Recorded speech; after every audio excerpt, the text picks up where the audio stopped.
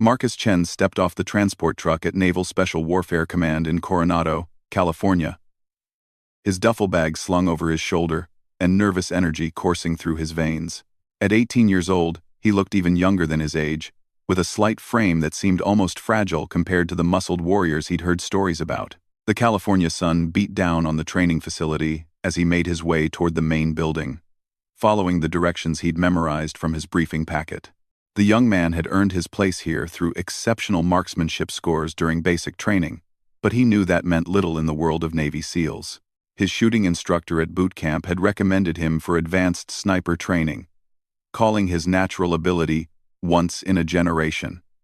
Marcus himself wasn't so sure. Growing up on his grandfather's farm in rural Montana, he'd learned to shoot by necessity, hunting for food and protecting livestock from predators. What came naturally to him in the wide-open spaces of Big Sky country might not translate to military precision.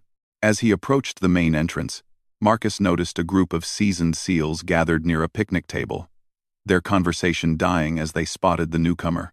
These were men who'd seen combat in Afghanistan, Iraq, and other classified locations around the globe. Their faces bore the weathered look of countless missions, and their eyes held the sharp awareness that came from surviving in the world's most dangerous places. Well, what do we have here?" called out Staff Sergeant Rick Morrison, a barrel-chested man with arms covered in tattoos that told stories of deployments and brotherhood. "Looks like they're recruiting from high school now." The other SEALs chuckled, and Marcus felt his face flush red. He'd expected this kind of reception, but it still stung. Chief Petty Officer Jake Sullivan, a sniper with over 200 confirmed kills, looked up from cleaning his rifle. "Kid, you sure you're in the right place? The Boy Scout camp is about 50 miles north." "I'm here for advanced sniper training, sir," Marcus replied, trying to keep his voice steady. "Marcus Chen, reporting as ordered." "Chen?" Morrison raised an eyebrow. "Let me guess. You played a lot of video games growing up. Think you're the next great American sniper?" "No, sir. I grew up hunting with my grandfather. Been shooting since I was 7. Hunting rabbits and deer is a little different from putting rounds downrange at enemy combatants, son," Sullivan said, not unkindly but with clear skepticism. "You ever been shot at?" "No, sir." "Ever had to make a kill shot knowing that if you miss, your buddies die?" Marcus shook his head, feeling smaller by the minute. Petty Officer First Class Tony Rodriguez, known for his quick wit and quicker trigger finger, stood up and walked around Marcus like he was inspecting a questionable piece of equipment. "I give him 3 days before he washes out. Look at those hands. Soft as a baby's bottom. This kid's never done a hard day's work in his life." "Actually, I worked on my grandfather's ranch every summer," Marcus said quietly. "Hauling hay, fixing fences, breaking horses." "Breaking horses?" Rodriguez laughed. "What is this? 1,885? The group erupted in laughter, and Marcus felt his confidence crumbling. These men were legends in the special operations community. And here he was, barely old enough to vote, trying to prove he belonged among them. Captain David Torres, the commanding officer of the sniper program, emerged from the building at that moment. A man in his 40s with graying temples and eyes that missed nothing. Torres had a reputation for being tough but fair. He sized up the situation immediately. "Gentlemen, I see you've met our newest trainee," Torres said, his voice carrying the authority that made even seasoned SEALs straighten up. "Mr. Chen comes to us with the highest marksmanship scores we've seen in over a decade." "Scores on a range are one thing, Captain," Sullivan said respectfully. "But out there, it's a whole different game." "Agreed." Torres nodded. "Which is why we have training. Chen, drop your gear in Building C. Rack 23. You'll start tomorrow morning at 0500.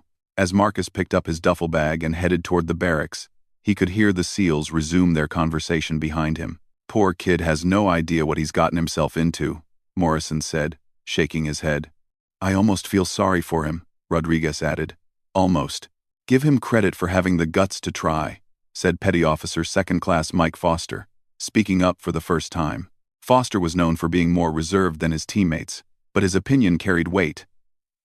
Takes something to walk into a den of wolves like this. It takes stupidity, Sullivan countered. Kid's going to get himself or someone else killed if he makes it through training. Which he won't. Cloud. That evening, Marcus lay in his narrow bunk, staring at the ceiling of the barracks. The building was mostly empty. Most of the advanced trainees and instructors lived off base with their families. The silence was oppressive, broken only by the distant sound of waves crashing against the shore. He thought about calling his grandfather. But what would he say? That he was having second thoughts?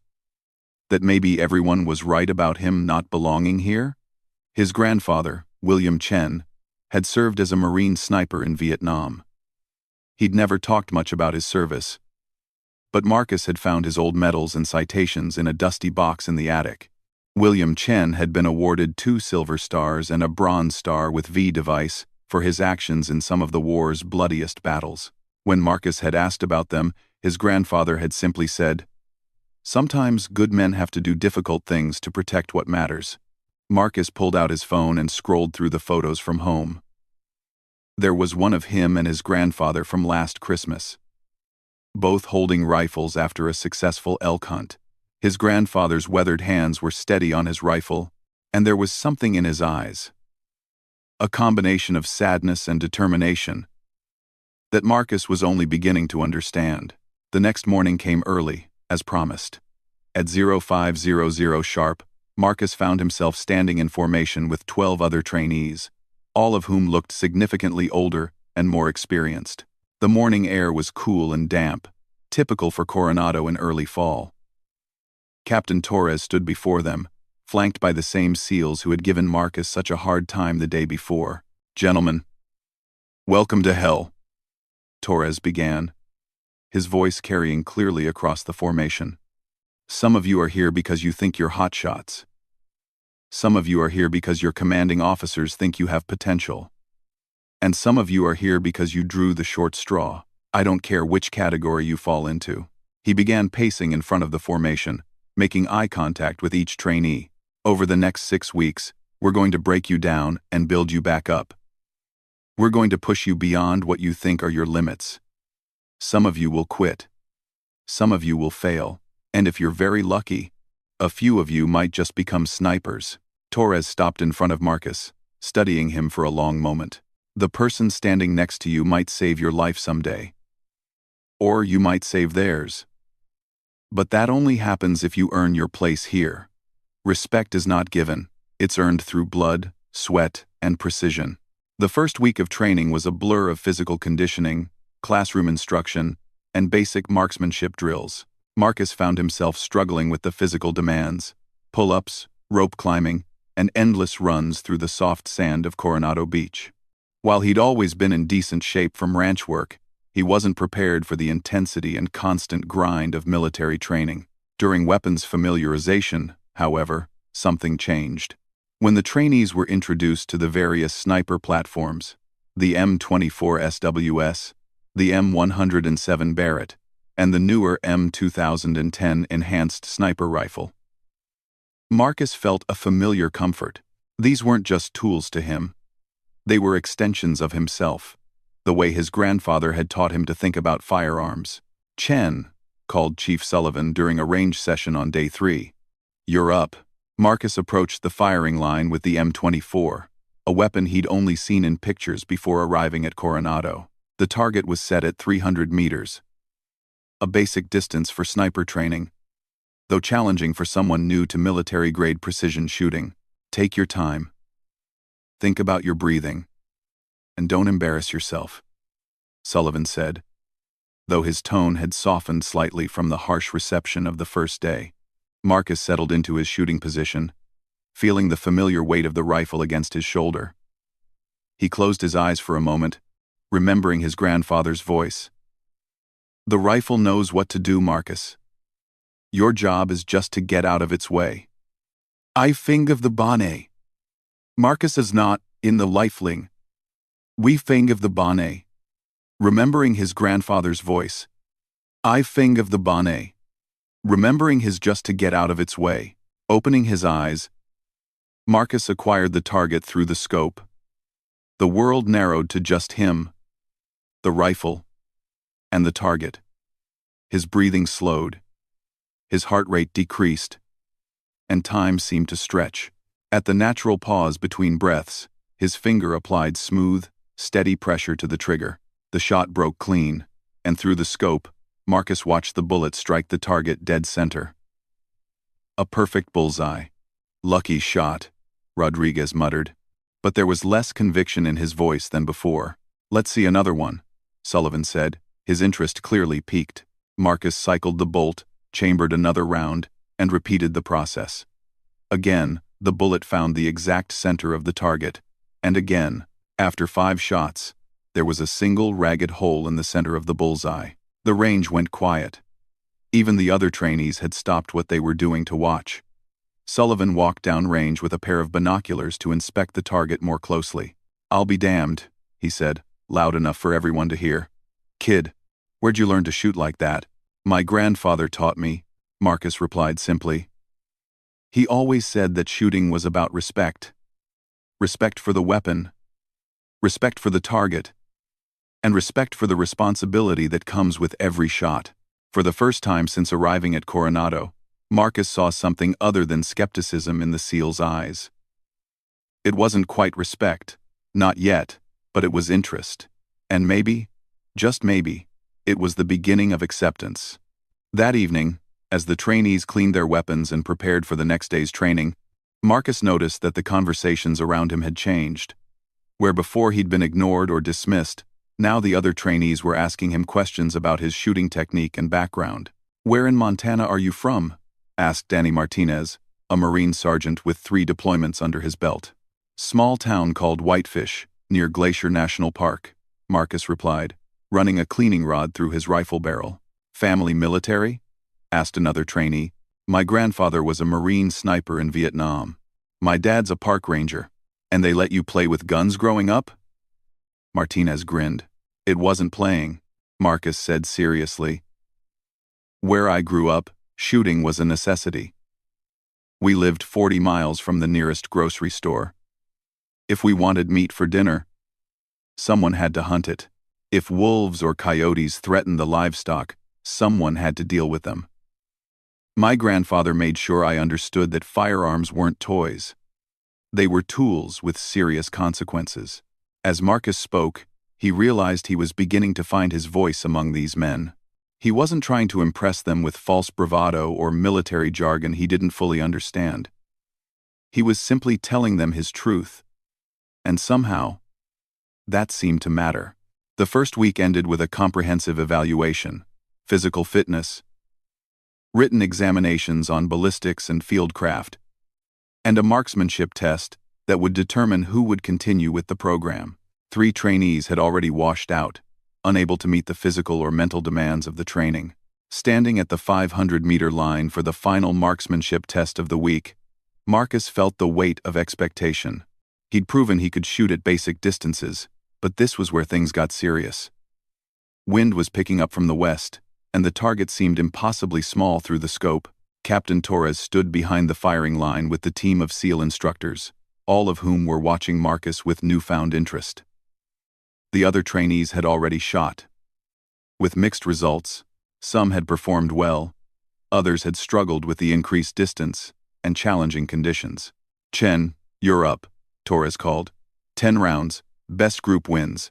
Wind is gusting from 270 at 12 to 15 knots. Elevation difference is negligible. Take your time. Quote. Marcus settled into his position and began his shooting routine. He studied the wind flags, watched the mirage through his scope, and calculated the necessary adjustments. His grandfather's voice echoed in his memory. "The prairie wind teaches you patience, boy. Don't fight it. Dance with it." The first shot felt perfect from the moment it left the barrel. Through his scope, Marcus watched the bullet impact just left of center, exactly where he'd aimed to compensate for wind drift. He made a minor adjustment and fired again. This one was dead center. For the next 8 shots, Marcus felt like he was in communion with forces beyond his understanding. The wind seemed to speak to him, telling him when to hold, when to squeeze, when to adjust. His breathing fell into a natural rhythm, and his trigger control became unconscious and perfect. When the smoke cleared and the target was retrieved, the result spoke for itself. 10 shots clustered in an area no larger than a silver dollar, with 8 of them forming a group that could be covered by a quarter. Chief Sullivan looked at the target, then at Marcus, then back at the target. "Son," he said quietly, "I owe you an apology. That's some of the finest shooting I've ever seen, and I've been doing this for 15 years. Captain Torres approached and examined the target himself. "Chen, who taught you to read wind like that?" "My grandfather, sir. He used to say that the wind was like a conversation. You just had to know how to listen." "Smart man. Your grandfather," Torres said. "Gentlemen," he addressed the SEAL instructors, "it appears we may have underestimated Mr. Chen." As the group headed back to the barracks, Marcus overheard Staff Sergeant Morrison talking to Rodriguez. "I've never seen a rookie shoot like that," Morrison was saying. "Hell, I've never seen anyone shoot like that under pressure." "Kid's got something special," Rodriguez agreed. "Question is, can he handle what comes next?" The second week of training brought a dramatic shift in intensity. Where the first week had focused on fundamentals and assessment, week 2 thrust the trainees into advanced tactical scenarios that would separate the capable from the exceptional. Marcus woke each morning before reveille, using the extra time to study ballistics tables and practice his breathing exercises. The respectful nods from his fellow trainees felt good, but he knew that one impressive shooting session didn't make him a sniper. Captain Torres had warned them that the second phase would test more than marksmanship. "Shooting is only 20% of being a sniper," he'd told them during their Monday morning briefing. "The other 80% is everything else. Fieldcraft, camouflage, movement, intelligence gathering, and most importantly, decision-making under pressure." The week began with urban environment training in a mock city constructed on the base. The concrete structures and narrow alleyways were designed to replicate the challenges snipers faced in places like Fallujah and Mogadishu. Marcus found himself struggling initially with the close-quarters aspects of urban sniping. His experience hunting in the wide-open spaces of Montana hadn't prepared him for the geometric complexity of city fighting, where angles of fire were limited and civilian considerations complicated every decision. "Chen, you're thinking like a hunter, not a sniper," Chief Sullivan pointed out during a rooftop exercise. "In the field, you might have to take a shot through a window no bigger than a dinner plate, with civilians in the background and enemy fighters potentially on 3 sides of your position." Marcus absorbed the criticism and adapted. He began studying the urban environment with the same intensity he'd once applied to reading animal tracks in the wilderness. He learned to identify firing positions that offered both concealment and multiple escape routes. He practiced estimating ranges in environments where traditional landmarks were replaced by car lengths and building stories. By Wednesday of the second week, something clicked. During a complex scenario involving multiple targets in a simulated hostage rescue, Marcus demonstrated an intuitive understanding of urban geometry that impressed even the veteran instructors. His shots were precise and well-timed, and his position changes were smooth and nearly invisible. "The kid's starting to think like a ghost," Rodriguez observed to Morrison as they watched Marcus navigate through the training scenario. "Look how he uses shadows and background clutter to break up his silhouette." "Yeah. But can he handle real pressure?" Morrison replied skeptically. "This is still just training." Their answer came on Thursday morning when Captain Torres announced a special exercise. "Gentlemen, today you'll be facing a different kind of challenge. You'll be going up against some of our active-duty SEAL snipers in a series of competitive scenarios. These men have real-world experience and hundreds of confirmed kills between them. Consider this a preview of what you'll face if you make it through the program." The exercise was set up as a series of stations, each testing different aspects of sniper craft. The first station involved long-range precision shooting at 800 meters under varying wind conditions. The second tested quick target acquisition and engagement at multiple ranges. The third was a camouflage and concealment exercise where trainees had to remain undetected while observers actively searched for them. Marcus drew Chief Sullivan as his opponent for the long-range precision test. Sullivan was a legend in the sniper community, with over 200 confirmed kills and a reputation for making impossible shots under combat conditions. As they set up their rifles at the 800-meter line, Sullivan offered some good-natured intimidation. "No hard feelings, kid, but I'm going to show you what 15 years of experience looks like," Sullivan said as he adjusted his scope. "Range like this, with this wind, separates the men from the boys." The target was a standard military silhouette, but at 800 meters it appeared impossibly small through the scope.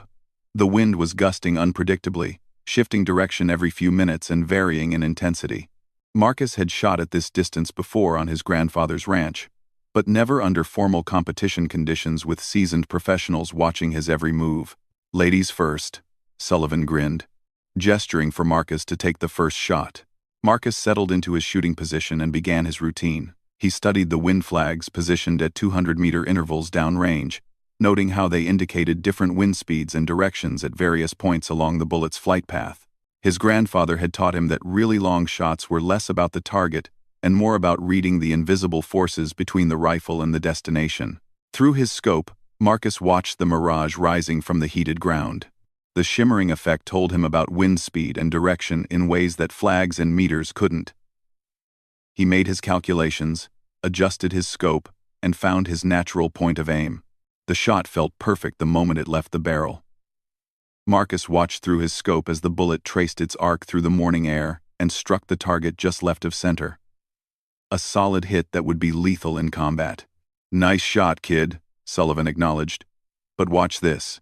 Sullivan's shot was a masterpiece of precision, striking dead center of the target, with the confidence that came from years of experience. The man was a craftsman at work, and Marcus felt a moment of doubt about his chances. For the next 4 shots each, the competition remained close. Both shooters placed their rounds within the scoring zone, with Sullivan maintaining a slight edge in precision. Marcus was shooting well, but Sullivan's experience showed in his consistency and his ability to adapt to changing conditions. Then, on the final shot, something changed. As Marcus prepared for his last round, he noticed that the wind had shifted significantly. The flags were indicating a crosswind from a different direction than previous shots, and the mirage pattern had altered. Sullivan, setting up for his shot first, didn't seem to notice the change. Sullivan's shot was textbook perfect for the previous wind condition, but the bullet was pushed wide by the shifting breeze, resulting in his first miss of the competition. "Damn wind," Sullivan muttered, clearly frustrated. Marcus had watched the entire sequence unfold and had used the extra time to recalculate for the new conditions. When he fired his final shot, the bullet struck dead center of the target, earning him his first victory over a veteran SEAL sniper. The observers who had gathered to watch the competition stood in stunned silence for a moment before breaking into appreciative comments. "Kid just outshot Jake Sullivan," someone said in disbelief. "At 800 meters in shifting wind," another added. Sullivan stood up and walked over to Marcus, extending his hand. "Son, that was outstanding shooting. You read that wind change like you'd been doing it for 20 years. Actor, thank you, Chief. I learned from watching you shoot. You showed me how to be consistent. And then the wind just happened to help me out on the last one." "That wasn't luck," Sullivan said seriously. "That was skill and observation. Don't sell yourself short."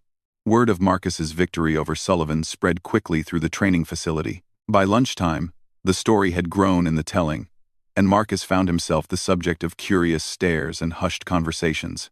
Some of the veteran SEALs who had previously dismissed him now watched him with genuine interest. The afternoon brought the quick target acquisition test, where Marcus faced off against Petty Officer Rodriguez. This exercise involved engaging multiple targets at various ranges within tight time constraints. A test of instinctive shooting and rapid decision-making. "This is more my speed," Rodriguez said confidently as they prepared for the exercise. "Kid might be able to take his time and make pretty groups, but speed is a different game entirely." The course consisted of 6 targets at ranges from 200 to 600 meters, positioned to require rapid position changes and quick range estimation. Shooters had 90 seconds to engage all 6 targets, with points awarded for both speed and accuracy. Rodriguez went first, demonstrating the fluid efficiency that came from years of training and combat experience. His movements were economical and precise, his target acquisition was lightning fast, and his shots were delivered with mechanical consistency. He completed the course in 78 seconds with all targets hit in scoring zones. "Beat that, rookie," Rodriguez said with a grin as he cleared his rifle and stepped aside. Marcus approached the starting position with his heart pounding. This type of shooting was very different from the deliberate precision work he'd grown up with. On the ranch, there had always been time to set up properly, to study the situation, to make careful calculations. This exercise demanded instinctive reactions and split-second decisions. When the timer started, Marcus moved. His first target was at 300 meters, and he dropped into a prone position, acquired the target, and fired in one fluid motion. Hit. He transitioned to the second target at 450 meters, adjusting his position and scope setting as he moved. Hit. The third target required him to change position completely, moving to a different firing point to clear an obstacle. As Marcus progressed through the course, he found himself entering a flow state that he'd experienced only a few times before while hunting. Time seemed to slow down, his vision became incredibly sharp, and his body moved with unconscious efficiency. Target acquisition became automatic, range estimation became intuitive, and trigger control became perfect. When he engaged the final target, a long shot at 575 meters that required a hasty position and quick wind reading, the shot felt inevitable rather than difficult. The bullet struck home, and Marcus looked at his watch. 71 seconds, 7 seconds faster than Rodriguez's time. The silence that followed was broken by Captain Torres's voice. "Outstanding performance, Chen." "Rodriguez, you've been schooled by an 18-year-old.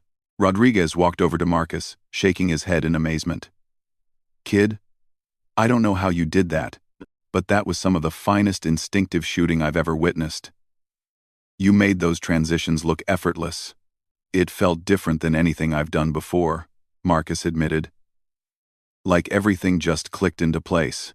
That's what we call being in the zone," Torres said, approaching the pair. "Some shooters spend their entire careers trying to find that state consistently. The fact that you can access it under pressure suggests you have genuine potential." The final exercise of the day was camouflage and concealment, where Marcus faced off against Staff Sergeant Morrison. Each participant had to establish a hide position within a designated area and remain undetected while observers actively searched for them. Points were awarded for concealment effectiveness and the ability to gather intelligence without being spotted.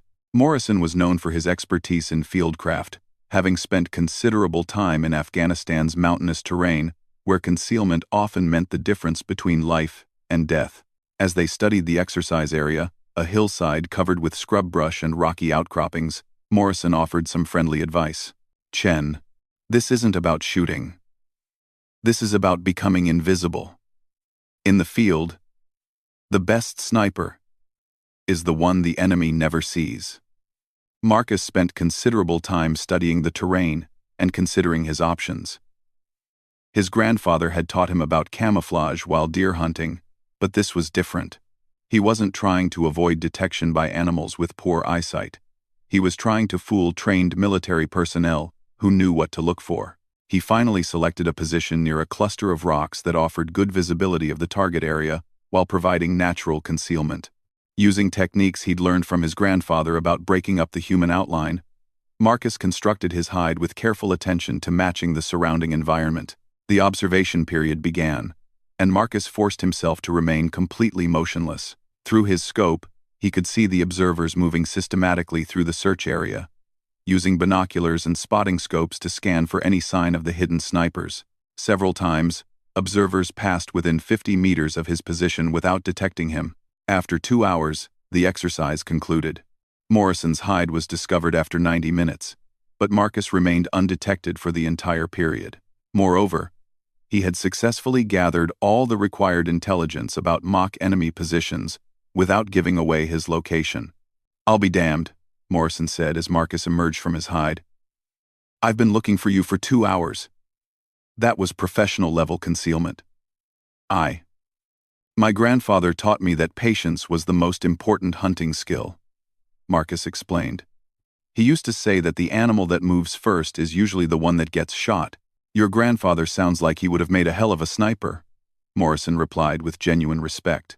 That evening, as the trainees gathered for their daily debrief, the atmosphere around Marcus had changed completely. Where once he'd been an outsider struggling to prove himself, he was now the center of attention. Fellow trainees asked him questions about his techniques, and even some of the veteran instructors sought his opinions on shooting-related topics. Chen, called Danny Martinez during chow, how'd you learn to read wind like that? I've been shooting for 8 years, and I still struggle with long-range wind calls. My grandfather used to take me hunting in really challenging conditions, Marcus explained between bites of his meal. He'd make me explain what the wind was doing before I could take a shot, said that understanding wind was like understanding a language. You had to listen to all the different voices. Different voices? Asked another trainee. Wind at ground level might be doing one thing, while wind at 100 feet up is doing something else entirely. The mirage tells you about thermal currents. The way grass and trees move tells you about gusts and lulls. You have to read the whole conversation, not just one part of it. Chief Sullivan, who had been listening from a nearby table, stood up and approached the group. Chen, I've got a question for you. How do you handle pressure? Today you performed exceptionally well in competitive situations, but in combat, the pressure is 10 times worse. Marcus considered the question carefully before answering. Chief, I think pressure affects people differently based on how they've been trained to think about it. My grandfather taught me that every shot matters. Whether you're hunting for food or protecting someone's life, if you approach each shot with that level of respect and responsibility, then the external pressure becomes less important than the internal standards you've set for yourself. Interesting perspective, Sullivan nodded. Most people think about pressure as something that comes from outside. Time constraints, observers, consequences. You're talking about it as an internal measure of personal accountability. Yes, sir. My grandfather used to say that if you're doing something right, it shouldn't matter who's watching.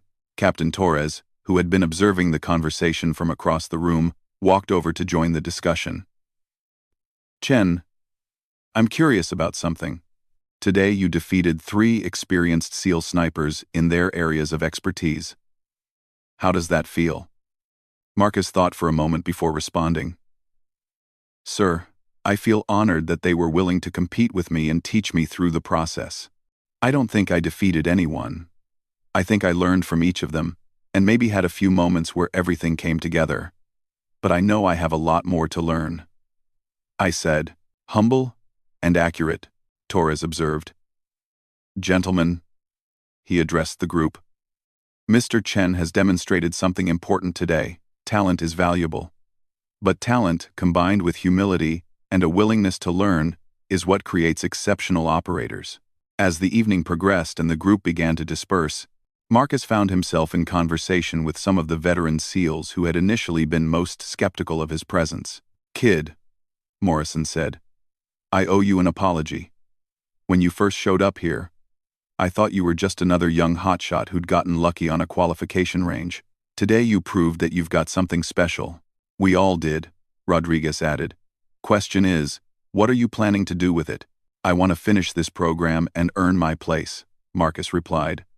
Not because I want to prove something to anyone else, but because I want to be worthy of the trust that gets placed in snipers.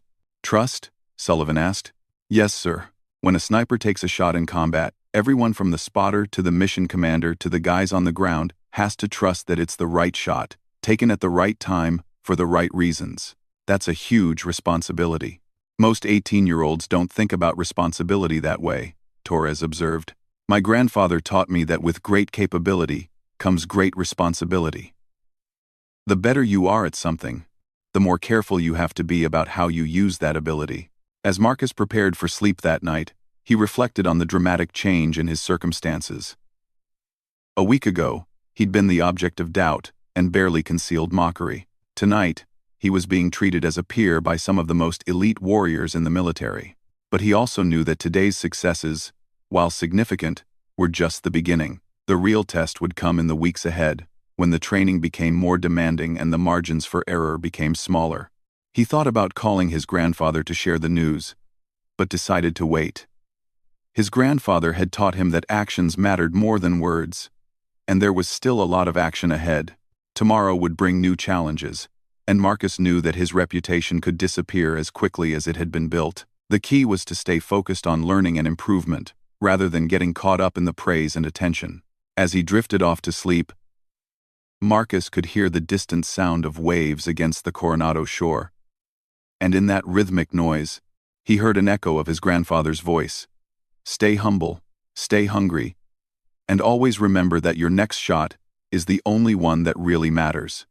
The third week of training brought the most challenging phase yet. Live fire exercises with real-world scenarios that would test every skill the trainees had developed. Marcus woke each morning knowing that this was where many promising candidates washed out, unable to handle the psychological pressure of making life and death decisions under extreme stress. The atmosphere at the training facility had grown noticeably more intense, with instructors pushing trainees harder and margins for error becoming virtually non-existent. Captain Torres announced the week's centerpiece during Monday morning formation, a comprehensive field exercise that would simulate actual combat conditions. Gentlemen, this week you'll face scenarios based on real missions our snipers have executed in Iraq, Afghanistan, and other theaters. You'll be evaluated on marksmanship, decision-making, leadership under pressure, and your ability to operate effectively as part of a team. The first scenario placed Marcus in a simulated urban environment where civilian actors mingled with role players representing enemy combatants. The mission brief was deceptively simple. Eliminate a high-value target who was meeting with local contacts in a crowded marketplace. The complexity came from the rules of engagement, which required absolute certainty about target identification and zero civilian casualties. Marcus found himself paired with Danny Martinez as his spotter, working from a concealed position on the third floor of a building overlooking the mock marketplace. Through his scope, Marcus watched dozens of people moving through the area, knowing that somewhere among them was his designated target. Target should be wearing a red shirt and carrying a briefcase, Martinez whispered, studying the scene through his binoculars. But I count at least 4 people in red shirts down there. Marcus methodically scanned the marketplace, using the target identification techniques he'd learned to differentiate between civilians and his objective. The pressure was enormous. In a real situation, misidentification could mean killing an innocent person or allowing a dangerous enemy to escape. There, Marcus said quietly, northwest corner, talking to the man in the blue jacket. Red shirt, briefcase, matches the height and build from our intelligence photos. Martinez studied the indicated person carefully. I concur. That's our target. But he's got civilians within 3 feet on both sides. This was exactly the kind of scenario that separated qualified snipers from exceptional ones. The shot was technically feasible. Approximately 400 meters, through a narrow window between moving civilians. But the margin for error was essentially zero, and the timing had to be perfect. Marcus watched through his scope, waiting for the right moment. The target was engaged in animated conversation, gesturing frequently, which made a clean shot difficult. Civilians continued to pass between Marcus's position and the target, creating additional complications. You've got maybe a 2-second window every 30 seconds, Martinez observed. Crowd pattern suggests the next clear shot opportunity will be in 20 seconds. Marcus controlled his breathing and focused intensely on the target's movement patterns. He noticed that every time the target emphasized a point in conversation, he paused and leaned slightly forward. During these pauses, he remained relatively motionless for about 3 seconds. Stand by, Marcus whispered. Target's about to make his point again. As predicted, the target leaned forward and paused in his animated discussion. Marcus's crosshairs settled on center mass. His breathing stopped at the natural pause, and his trigger finger applied smooth, consistent pressure. The shot was perfect. The role player went down immediately, while the civilians around him scattered according to their scripted responses. The entire sequence had taken less than 4 hours of observation and one carefully placed shot. "Outstanding work," came Captain Torres's voice over the radio. "Clean elimination. 0 civilian casualties. Professional execution." But the exercise was far from over. Immediately after the successful engagement, new instructions crackled through Marcus's earpiece. "Be advised. Enemy QRF is responding to your location. You have multiple hostile shooters moving to your building. Recommend immediate relocation." This was where many sniper teams failed. After successfully completing their primary mission, they became complacent or fixated on their achievement. Failing to adapt to changing tactical situations, Marcus and Martinez had to quickly transition from precision shooters to mobile infantry, fighting their way out of an increasingly dangerous situation. "Martinez, we need to move now," Marcus said, already breaking down his rifle setup. "They'll have this building surrounded in minutes." The two men moved quickly but quietly down the building's stairwell, carrying their gear while staying alert for enemy role players who might be infiltrating their escape route. At the second-floor landing, Marcus heard voices below.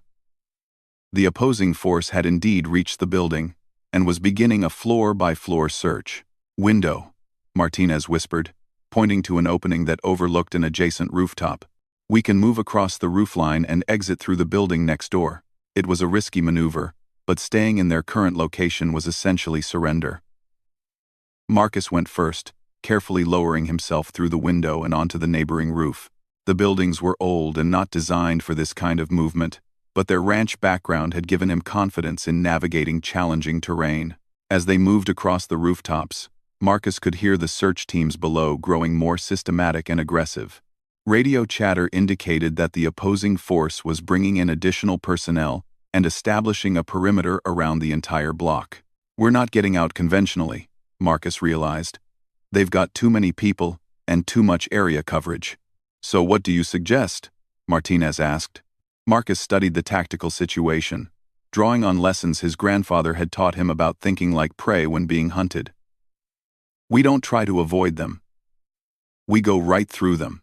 It was a counterintuitive approach that required significant confidence in their abilities. Instead of trying to sneak around the search perimeter, Marcus proposed that they move directly through the center of the enemy formation, using speed and surprise rather than stealth. The plan worked perfectly. Moving quickly and decisively, the two-man team infiltrated the search pattern, passed through what appeared to be the most heavily guarded area, and emerged outside the perimeter before the opposing force realized what had happened. "Exercise complete," Torres's voice announced over the radio. "Chen and Martinez, report to debrief immediately." The debrief was unlike anything Marcus had experienced during training. Instead of the usual criticism and correction, Captain Torres and his team of instructors seemed genuinely impressed with both the shooting performance and the tactical decision-making. "Chen," Torres said, "that was textbook sniper work followed by exceptional tactical thinking. Most teams that complete the shooting portion successfully fail the escape and evasion phase because they get complacent or panic under pressure." Chief Sullivan added, "The shot itself was outstanding. Perfect timing, perfect placement, 0 collateral damage. But the escape plan showed real operational thinking." "Where did you learn to move like that under pressure?" "My grandfather taught me that when you're being hunted, the worst thing you can do is act like prey," Marcus explained. "Predators expect certain behaviors from their quarry. If you act differently than expected, you can often walk right past them." "That's advanced tactical psychology," Torres observed. "Most people learn that through years of combat experience, not ranch work in Montana." The week continued with increasingly challenging scenarios. Marcus faced nighttime shooting exercises that tested his ability to engage targets using thermal and night vision equipment. He participated in team exercises where he had to coordinate with assault teams, providing overwatch and precision support during complex maneuvers. Each scenario built upon the previous one, adding layers of complexity and pressure. Marcus found himself drawing not just on his shooting skills, but on every lesson his grandfather had taught him about patience, observation, decision-making under pressure, and the responsibility that came with the ability to take life. Wednesday brought what Captain Torres called the impossible shot. a scenario based on an actual mission, where a SEAL sniper had to make a 1,200-meter shot in challenging conditions to save a trapped reconnaissance team. The exercise took place at the outer limits of the training range, with targets positioned at distances that pushed both equipment and shooter to their absolute limits. "Chen, you're up," Torres announced. "Weather conditions are marginal, distance is extreme, and you have multiple environmental factors working against you. In the real situation this is based on, the sniper had one shot to save 4 American lives." Marcus studied the scenario carefully. The target was barely visible at 1,200 meters. Even with his high-powered scope, wind was gusting unpredictably, varying in both speed and direction at different points along the bullet's trajectory. Atmospheric conditions were creating significant mirage effects that made range estimation difficult. Most challenging of all was the psychological pressure. This wasn't just about making a difficult shot. It was about understanding that in the real-world version of this scenario, people had died or lived based on the sniper's ability to perform under impossible circumstances. Marcus settled into his shooting position and began the most thorough preparation routine of his life. He studied wind indicators at multiple distances, calculated atmospheric effects on bullet trajectory, and verified his range estimation using multiple techniques. The mathematics involved were complex, requiring him to account for variables that most recreational shooters never even considered. "Target is stationary," his spotter informed him. "Wind is variable, mostly from your 10 o'clock at 8 to 12 knots, but showing signs of shifting." Marcus watched the mirage patterns through his scope, noting subtle changes that indicated shifting atmospheric conditions. His grandfather had taught him that at extreme ranges, the atmosphere itself became as important as the rifle and ammunition. "Range is 1,247 meters, Marcus announced after completing his calculations. "Wind hold is 2.5 mils left, with an additional half mil for the gusting pattern. Elevation is 14.2 mils above my zero." The shot required not just technical precision, but absolute confidence in his calculations and equipment. At this distance, a tiny error in any variable could result in a complete miss.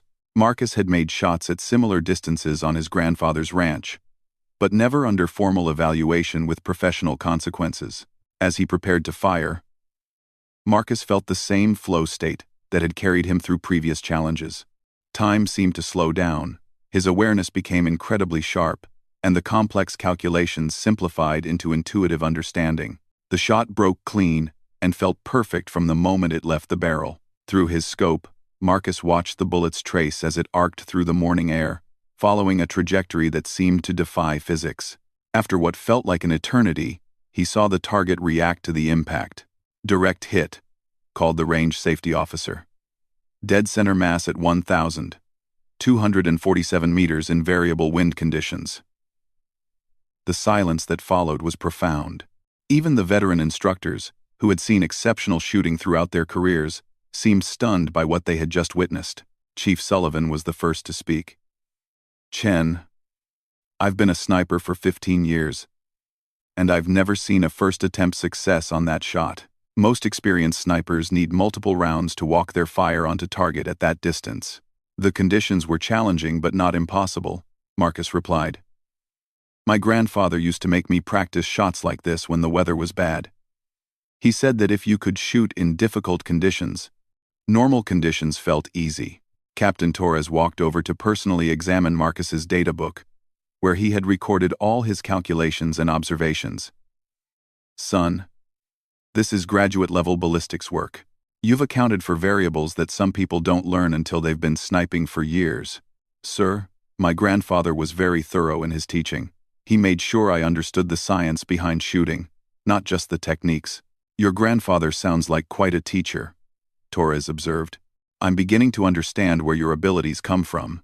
Thursday brought the final major exercise, a multi-day field problem that would test everything the trainees had learned in a continuous scenario. Marcus found himself leading a mixed team of trainees and veteran SEALs through a complex mission that involved infiltration, reconnaissance, precision shooting, and extraction under hostile conditions. The mission brief was sobering.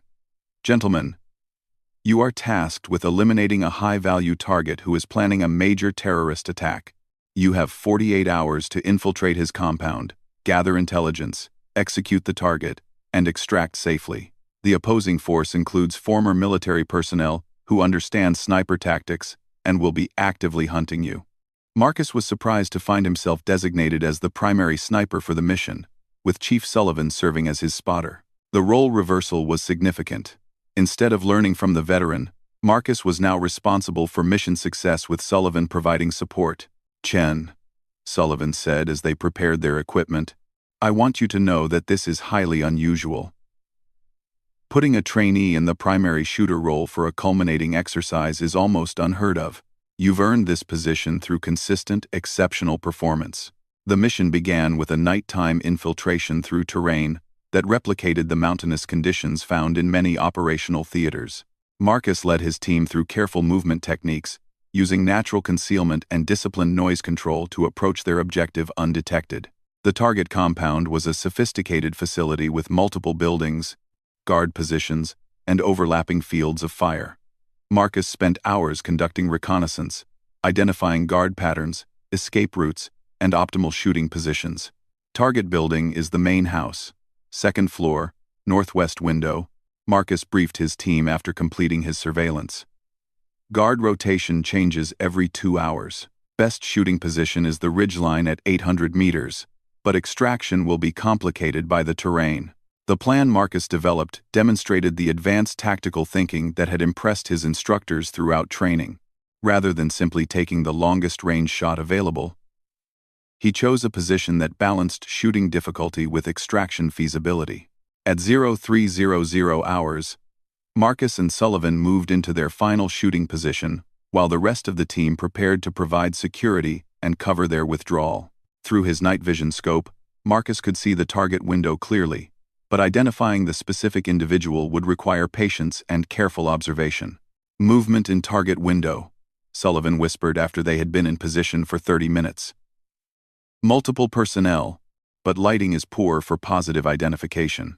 Marcus watched through his scope as figures moved within the target building. The mission brief had included detailed photographs and descriptions, but confirming identity at 800 meters in low-light conditions was extremely challenging. "There," Marcus said quietly. "Second figure from left, matches height and build parameters. Distinctive gait pattern matches our intelligence videos."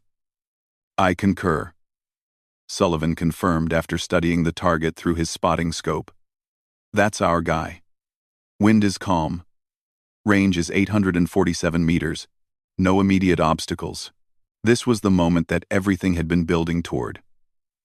All the training, all the preparation, all the pressure, culminated in a single shot that would determine mission, success, or failure. Marcus settled into his shooting position, feeling the familiar calm that had characterized his best performances. His breathing slowed. His heart rate decreased, and his focus narrowed to just the rifle, the target, and the space between them. The shot broke perfectly, and Marcus watched through his scope as the target dropped immediately. "Mission accomplished. Outstanding shot," Sullivan said with genuine admiration. "Dead on target. First round hit. Now let's get out of here before they figure out where we are." The extraction phase tested the team's ability to move quickly and quietly through hostile territory, while carrying their equipment and maintaining operational security. Marcus's leadership during this phase impressed even the veteran SEALs on his team. Instead of panicking or rushing, Marcus maintained the disciplined movement techniques they had used during infiltration. When the opposing force began an aggressive search pattern, he adapted the route dynamically while keeping the team together and maintaining their operational effectiveness. "Chen's got real command presence," one of the SEALs observed to Captain Torres during the exercise debrief. "Kid stayed calm under pressure and made smart decisions when things got complicated." The exercise concluded with complete mission success and 0 casualties. Marcus's team had infiltrated successfully, gathered required intelligence, eliminated the target with a single shot, and extracted without detection. Friday brought the final evaluation and graduation ceremony. Of the 15 trainees who had begun the program, only 8 had completed all requirements successfully. Marcus not only graduated but was recognized as the honor graduate, achieving the highest scores in marksmanship, tactical decision-making, and leadership. Captain Torres addressed the graduating class with words that Marcus would remember for the rest of his career. "Gentlemen, you are now qualified as sniper-trained personnel, but remember that qualification is just the beginning. Your real education will continue with every mission, every shot, and every decision you make in the field." As the ceremony concluded, Marcus was approached by Chief Sullivan, who had something significant to share. "Chen, I've been asked to extend an invitation," Sullivan said. "There's an advanced program for exceptional snipers. A course that takes the top 1 or 2 graduates from each class for additional specialized training. It's completely voluntary, and the selection criteria are extremely stringent." "What kind of specialized training?" Marcus asked. "Counter-sniper operations, extreme range shooting, advanced technology integration. The kind of skills needed for the most challenging missions our forces face." Marcus thought about his grandfather, about the lessons learned on the Montana ranch, about the responsibility that came with exceptional capability. "I'm honored to be considered," he said finally. "When do I start?" As Marcus packed his gear and prepared to transition to the advanced program, he reflected on the incredible journey from doubted rookie to honor graduate. The young man who had stepped off the transport truck 3 weeks earlier barely resembled the confident, skilled sniper he had become. But perhaps the most important lesson he had learned wasn't about shooting or tactics or military procedure. It was about the power of combining natural talent with humility, hard work, and respect for the responsibility that came with his abilities. That evening, Marcus finally called his grandfather to share the news of his graduation and selection for advanced training. "Sounds like you've made me proud," William Chen said over the phone. "But remember what I always told you. Your next shot is the only one that really matters." "I remember, Grandpa, and I promise I'll never forget the lessons you taught me." "Good. Because the world needs people who understand that power should be used to protect others, not to prove something about yourself." As Marcus prepared for the next phase of his training, he carried with him not just the technical skills he had mastered, but the wisdom of generations and the understanding that true strength came from knowing when and why to use the extraordinary abilities he had been given. The 18-year-old, who had been mocked as a rookie, had proven that sometimes the most unlikely candidates possess the rarest combination of skill, character, and judgment that makes truly exceptional warriors. His journey was far from over, but he had already demonstrated that age and experience, while valuable, could never fully compensate for the unique blend of natural talent and deep-rooted wisdom that he brought to every challenge.